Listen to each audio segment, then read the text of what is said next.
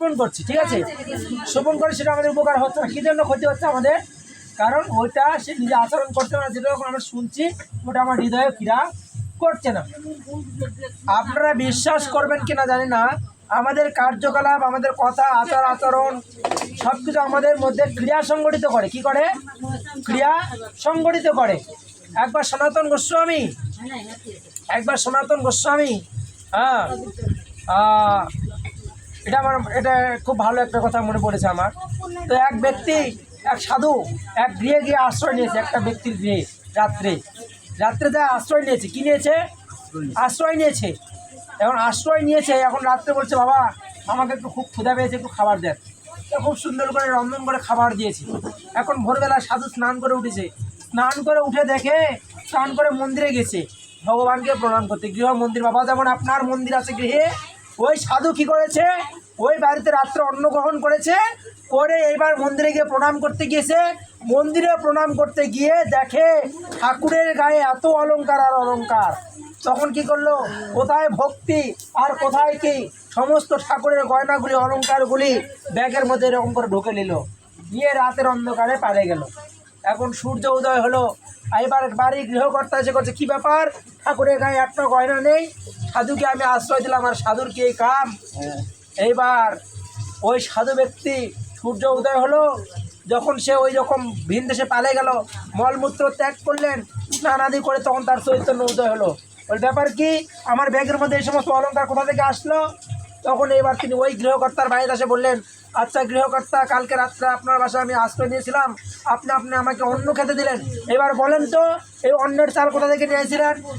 তো বলছে, বাবা আমি একজন ব্রাহ্মণ, আমি এক চোরের বাসায় শ্রাদ্ধ করতে গিয়েছিলাম। কার বাসায়? চোরের বাসায় শ্রাদ্ধ করতে গেছিলাম, সেই চোরের বাসার চাল এগুলো নিয়েছি।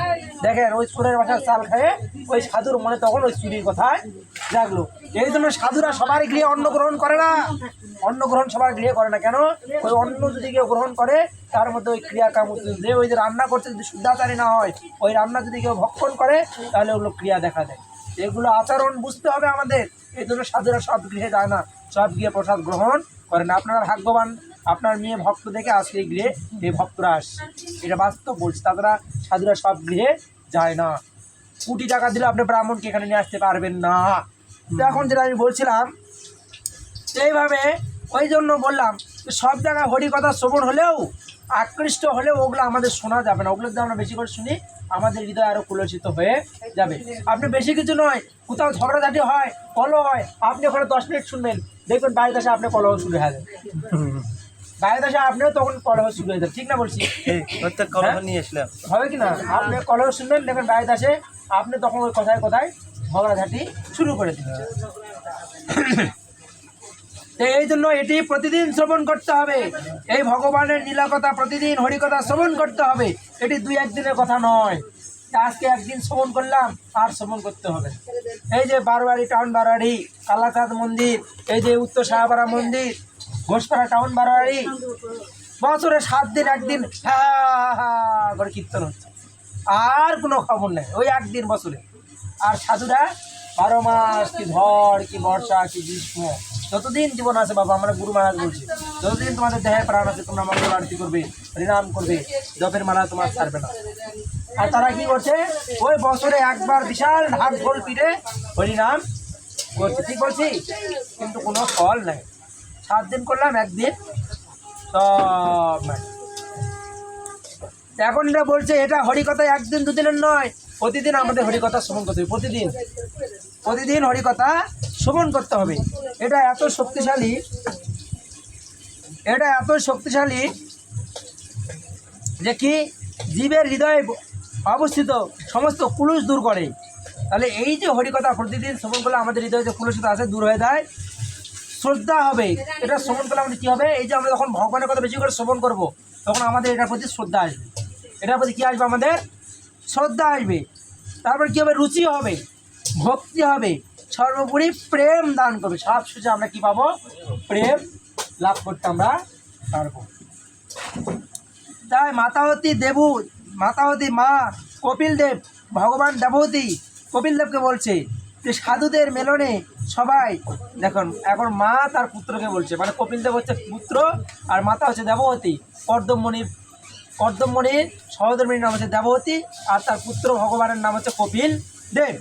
এখন কপিল দেবকে মাতা দেববতী বলছে, কি বলছে, যে সাধুদের মিলন সভায়, কি বলছে, সাধুদের মিলন সভায়, এখানে একটা মিলন সভা হচ্ছে, সাধুদের মিলন সভায় ভগবানের যে দিব্য কথামৃত শ্রবণ হয়, কীর্তনের যে মাহাত্ম্য সম্বন্ধে সূচনা দিয়ে বললেন, সাধুদের প্রকৃত প্রকৃষ্ট সঙ্গ হতে আমরা মহাত্মা প্রকাশ শুদ্ধ হৃদয় কর্ণের প্রীতি উপদ্রব আলোচিত হয়, তা প্রীতির সঙ্গে সেবা করতে হবে, শীঘ্রই অবিদ্যা নিবৃত্তি বর্ত আত্মস্বরূপ ভগবানের প্রতি যথাক্রমে শ্রদ্ধা, পরিশেষে রতি এবং পরিশেষে প্রেম ভক্তির হৃদয়ে থাকে।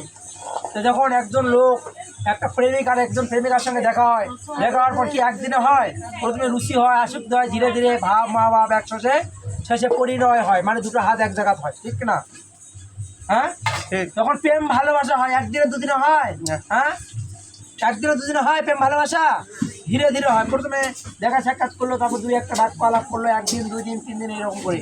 তাই এখানেও বললেন যে সাধুদের যেখানে মিলন সভা হয় সেইখানে এইরকম ভগবত কথা শুনতে শুনতে সাধুদের সঙ্গে থেকে তার আলোচনা শুনে ওই সাধুদের প্রকৃষ্ট হতে তার মহাত্মা শুদ্ধ ভক্তের হৃদয়ে প্রকাশিত হয়।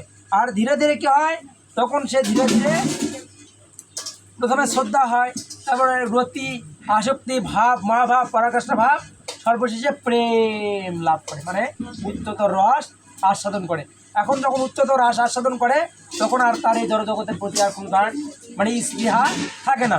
দেখবেন বাবা, আপনি যখন উচ্চতর স্তরে যাবেন তখন এই যে ভালো কাপড় চোপড় কি, পোশাক পরিচ্ছদি কি, আর বাড়ি গাড়ি কি, কোনো প্রতি কিছু আর মানে আসক্তি থাকে না। আমি নিজে দেখেছি, তখন কেউ উচ্চতর আস্তরণে দেয় তখন সব এই জড়জগৎ সব কিছু বিরক্তকর মনে করে। দেখবেন খাইলো, না খাইলো, মানে কোনো তার আর জীবনের প্রতি আর কোনো চাহিদা নেই। এটা হচ্ছে উচ্চতর রস। এই যখন কেউ যখন ভগবানের দিকে যখন কেউ উচ্চতর স্তরে যায়, যখন আপনারা ভজন করছেন বাবারা, আমি বলছি আজ থেকে আর 10 বছর পর যখন উচ্চতর স্তরে যাবেন দেখবেন যে আর জড়জগৎ আপনাকে আর ভালো লাগবে না, কারণ মনে হবে যে না, এখন এই সংসার ছেড়ে চলে যাবেন। এই যে দেখবেন আমাদের মঙ্গলের যে ভক্ত আসে, গত কয়েকদিন ধরে অঝোর ধারায় কান্না করছে, তিনি বুঝতে পারতেছেন যে জড়জগৎটা ভালো নয়। এইরকম আপনারা যখন উচ্চতর স্তরে যাবেন তখন কিন্তু আপনার কিসের বাড়ি আর কিসের ঘর, কিসের সন্তান, কিসের সন্তান, এই যে এখনই কিছু কিছু ভক্ত বলে কিছুই ভালো লাগে না, বাড়ি ঘর সংসার, আমি জানি না তারা কি অবস্থায় আছে, কিন্তু সব জড়জগৎ দুঃখের মূল কারণ। আমাদের এখনই উচিত সব বাড়ি ঘর ত্যাগ করে বনবাসী হয়ে যাওয়া উচিত। বলতে 50 বছর ঊর্ধ্বে হয়ে গেলে বনবাসে ভ্রমণ করা উচিত, 50 বছর হয়ে গেলে। তা আমরা গৃহের মায়াটাই ত্যাগ করতে পারছি। প্রকৃত সাধু বা বৈষ্ণব এইভাবে সর্বদা পরোপকার স্বরূপ জীব উদ্ধার কার্যে ব্রতী হয়ে থাকেন, এটি জীবের পরোপকার। তাহলে এই যে প্রতিটা সাধু কী করছে, প্রতিটা সাধু বৌদ্ধদ্বীপকে উদ্ধার করার জন্য ব্রত নিয়েছে। কি নিয়েছে দিচ্ছি, ব্রত নিয়েছে। কি নিয়েছে? ব্রত। আমরা যে মন্দিরে আসছি আমরা কি নিয়েছি বলেন তো? ব্রত নিয়েছি। ব্রত যে মানুষকে উদ্ধার করতে হবে, বৌদ্ধদ্বীপকে উদ্ধার করতে হবে। এই জন্য যদি আমার প্রাণ চলে যায় যাবে। ঠিক বলছি, ঠিক বলছি। ব্রত এই যেখানে মন্দিরে থাকে ভক্তদের কত ধরতে পারা যায়, ভক্তরা কি পালায় ঘর ছেড়ে, মন্দির ছেড়ে? হ্যাঁ, জীবন দিয়ে দেয়। হ্যাঁ, দিচ্ছে কিনা? হাজার হাজার ভক্তরা জীবন দিয়েছে এখানে বিভিন্ন জায়গায়। সাধুদের একটা ব্রত নিয়েছে, ব্রত। এরকম আপনাদের গৃহে থেকে ব্রত নিতে হবে। শুধু গৃহে থাকলে আমরা গৃহে থেকে ব্রত নিতে হবে। ব্রতটা কি? যে গৃহে থেকেও যেন ভগবানকে লাভ করতে পারি। আপনাদের গৃহস্থ ধর্ম বড়, সেখানে কত জীবের সেবা হয়, মানুষ, পশু, পাখি, কীট, পতঙ্গ, সাধু, জীব, জন্তু, জানোয়ার, দেবতা, কত লোকের সেবা আপনারা দেন, কতটা আপনাদের কাজ করতে হয়। হ্যাঁ, তো এইভাবে বলছে যে এটি প্রকৃত উপকার, জীবের উদ্ধার কার্যে ব্রতী হয়েছে। সাধুদের ব্রতটা কি? জীবকে উদ্ধার করা, এটাই ব্রত, আর অন্য কোনো তাদের ব্রত নাই, আর অন্য কোনো ব্রত নাই। আর আপনাদের চিন্তা কি, কিভাবে ভালো করে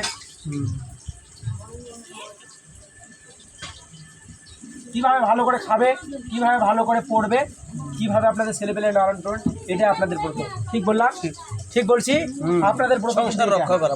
এখন বলবেন যে হ্যাঁ প্রভু এটা বললেন, আমি বাস্তব বলছি, আপনাদের ব্রত শুধু এটাই যে কী করে ছেলেপেলে এখন মানুষ করবো, সংসারটা ছেলে হাতে কীভাবে বুঝে দিব, এটাই আপনাদের ব্রত। আর সাধুদের ব্রত কি সবাই শুনলেন তো? সাধুদের ব্রত হচ্ছে বৌদ্ধজীবকে উদ্ধার করবে, এটাই তার ব্রত। আর একটু আছে, শেষ করে দিচ্ছি আর 2 লাইন। এভাবে শুদ্ধ ভক্তগণই এটি জীবের প্রকৃত উপকার। তাই এভাবে শুদ্ধ ভক্তগণ ভক্তির দ্বারা, প্রচারের দ্বারা, কিসের দ্বারা? ভক্তির দ্বারা, কিসের দ্বারা? প্রচারের দ্বারা জীবের নিত্য মঙ্গলের সাধনের জন্য যত্ন করে। তারা জীবের নিত্য মঙ্গলের জন্য সাধনা করতেছে। বুঝা গেল? বুঝতে পেরেছেন? তাহলে সাধুদের ব্রত কি? এই জীবদেরকে উদ্ধার করা, এটা হচ্ছে ব্রত। হ্যাঁ, আর কি? তাদের ব্রত কি? তাদের নিত্য মঙ্গল, শুধু একদিনের জন্য নয়, নিত্য প্রতিদিন যে মঙ্গল কিভাবে হবে সেই জন্য তাদের যত্ন গ্রহণ করেন সাধুদের। দেখবেন যার জন্য একজন ভক্ত যখন তৈরি করে তাকে 1 পাউন্ড রক্ত খরচ করতে হয়। 1 পাউন্ড যখন রক্ত আপনার শরীরে ক্ষয় হয়ে যাবে তখন একজন ভক্ত হবে। বলে কেমন করে? আপনি প্রতিদিন তার বাড়িতে যাবেন, হাঁটাচলা করতে করতে, হাঁটতে হাঁটতে যাবেন, হেঁটে হেঁটে আসবেন। ওই যে আপনার যেতে যেতে ক্যালসিয়াম ক্ষয় হলো, আপনার রক্ত শরীরে ক্ষয় হলো পরিশ্রমের দ্বারা, এইরকম যখন 1 পাউন্ড রক্ত আপনার যাবে তখন এইরকম মহান ভক্তে পরিণত হবে। তাহলে দেখেছেন সাধুরা আপনার জন্য শরীরের রক্ত ক্ষয় করছে। বুঝতে পেরেছেন? গভীর তত্ত্ব কথা বললাম বাবা, বুঝতে পেরেছেন? সাধুরা আপনাদেরকে উদ্ধার করার জন্য রক্ত খরচ করছে। তাই এখানে বলছে দেখুন, নিত্য কল্যাণের জন্য তারা যত্ন হয়। শুধু শুদ্ধ ভক্তগণই ভক্তি প্রচারের দ্বারা জীবের নিত্য মঙ্গল সাধন যত হয়। তাই আমাদের পরম পুরুষ ভক্তি সিদ্ধান্ত সরণি ঠাকুর বলছেন যে কোটি কোটি হাসপাতাল খোলার অপেক্ষা মায়া কারাগার থেকে যদি একটি বৌদ্ধজীবকে উদ্ধার করা যায় তাহলে মনে করতে হবে এর থেকে আর বড় শ্রেষ্ঠ উপকার নাই। বুঝতে পারলেন? বুঝতে পারলেন? বুঝতে পারলেন? হ্যাঁ, বুঝতে পারলেন? সবাই বুঝতে পারলেন? বুঝতে পারেননি? বলছে 1 কোটি হসপিটাল খুলেছেন, 1 কোটি হসপিটাল খুলে আপনি চিকিৎসা দিচ্ছেন, মানুষকে সুস্থ করছেন, কোনো লাভ নেই। কিন্তু এখানে বলছে যদি একটা বৌদ্ধজীবকে উদ্ধার করা যায় এই মায়ার কারাগার থেকে তাহলে মনে করতে হবে পৃথিবীতে এর থেকে বড় কোনো উপকার আর নাই। সর্বোপকার। তাহলে এই আজকে সর্বোপকার আলোচনা করা হলো। ঠিক আছে, তো সবাইকে অসংখ্য ধন্যবাদ। ছিল প্রভুপাদ কি জয়, গুরু মহারাজ কি জয়, জয় গৌর প্রেমানন্দ জয়। এখন পাঠ শেষে দক্ষিণ